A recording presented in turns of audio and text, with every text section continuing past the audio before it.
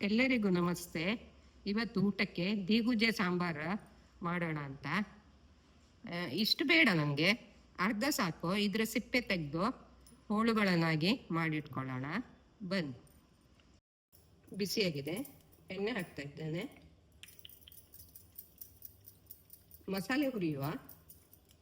ಖಾರ ಒಣಮೆಣಸು 4, ಇದು ಕಲ್ಲರಿಗೆ ಬ್ಯಾಡಿಗೆ ಇದನ್ನು 4 ತಗೊಂಡಿದ್ದೇನೆ.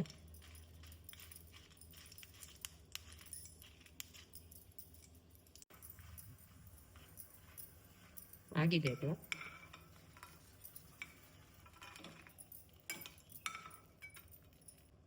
ಒಂದು ಸ್ಪೂನಷ್ಟು ಉದ್ದಿನಬೇಳೆ, ಸ್ವಲ್ಪ ಮೆಂತೆ, 1-2 ಚಮಚ ಆಗುವಷ್ಟು ಕೊತ್ತಂಬರಿ ಬೀಜ, ಸ್ವಲ್ಪ ಜಾಸ್ತಿನೇ ಹಾಕ್ತೇವೆ, 2.5 ಚಮಚ.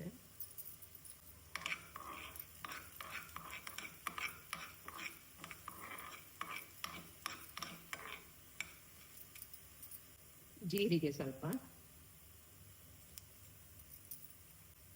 ಜೀರಿಗೆ ಅಂದರೆ 1/4 ಚಮಚಕ್ಕಿಂತ ಸ್ವಲ್ಪ ಕಡಿಮೆ ಅಷ್ಟೇ.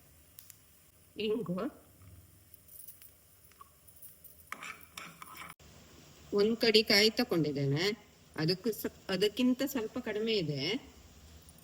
ಸ್ವಲ್ಪ ಅರಿಶಿನ, ಇದನ್ನು ಚೆನ್ನಾಗಿ ನೈಸಾಗಿ ರುಬ್ಬಬೇಕು. ಅರ್ಧ ಕಪ್ ತೊಗರಿಬೇಳೆ ತೊಳೆದು ಬೇಯಿಸಿಟ್ಕೊಳ್ತೇನೆ. ದೀಗುಜ್ಜೆ ಬೇಯಿಸ್ಲಿಕ್ಕೆ ಇಡ್ತೇನೆ. ಮೊದಲು 1 ಗ್ಲಾಸ್ ನೀರು, ಅರಸಿನ. ಗುಜ್ಜೆ ಬೇಗ ಬೇಯ್ತದೆ. ಬೆಲ್ಲ 1 ತುಂಡು, ನೋಡಿ ಇಷ್ಟು ದೊಡ್ಡ ಪಾತ್ರದ್ದು.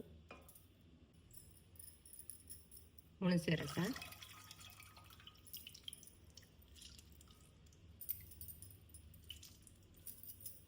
ಸ್ವಲ್ಪ ಕರಿಬೇವಿನ ಸೊಪ್ಪು,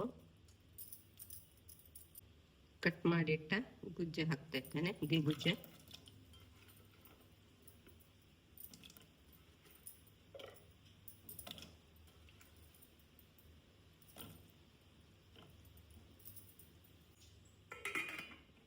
ಸ್ವಲ್ಪ ಬೇಯಲಿ, ಆಮೇಲೆ ಉಪ್ಪು ಹಾಕ್ತೇನೆ. ಹುರಿದ ಮಸಾಲೆ ಹಾಕಿದ್ದೇನೆ. ಇದಕ್ಕೆ ಸ್ವಲ್ಪ ನೀರು ಸೇರಿಸಿ ನೈಸಾಗಿ ರುಬ್ತೇನೆ.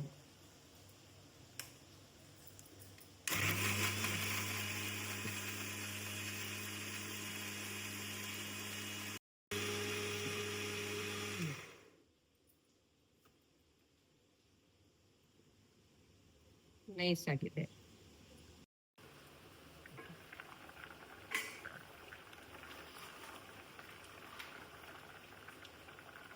ಉಪ್ಪು ಹಾಕ್ತೇನೆ ರುಚಿ ತಕ್ಕಷ್ಟು.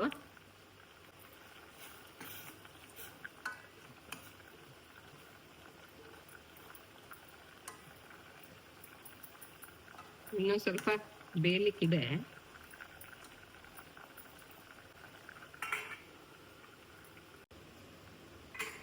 ಬೆಂದಿದೆ ಇದು.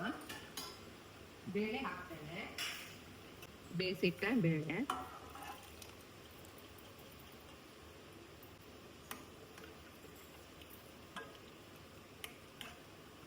ಇದು ಸಾಂಬಾರು ತೆಳುವಾಗಿದ್ರೆ ಚೆನ್ನಾಗಿರ್ತದೆ, ದಪ್ಪ ಆಗ್ಬಾರ್ದು.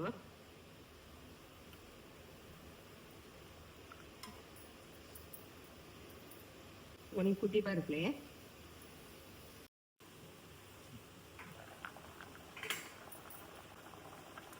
ರುಬ್ಬಿಟ್ಟ ಮಸಾಲೆ ಹಾಕ್ತೇವೆ.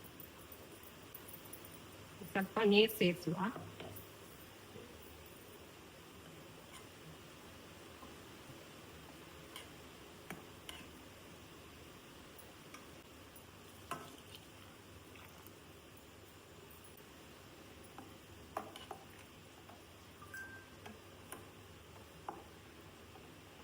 ಕುದಿ ಬರಲಿ.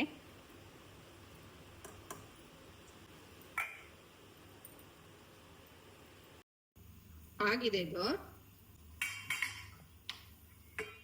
ಒಗ್ಗರಣೆ ಹಾಕುವ. ಇದು ಸಣ್ಣ ಒಗ್ಗರಣೆ, ಒಣಮೆಣಸು, ಸಾಸಿವೆ ಅಷ್ಟೇ. ಸಾಸಿವೆ, ಒಣಮೆಣಸು,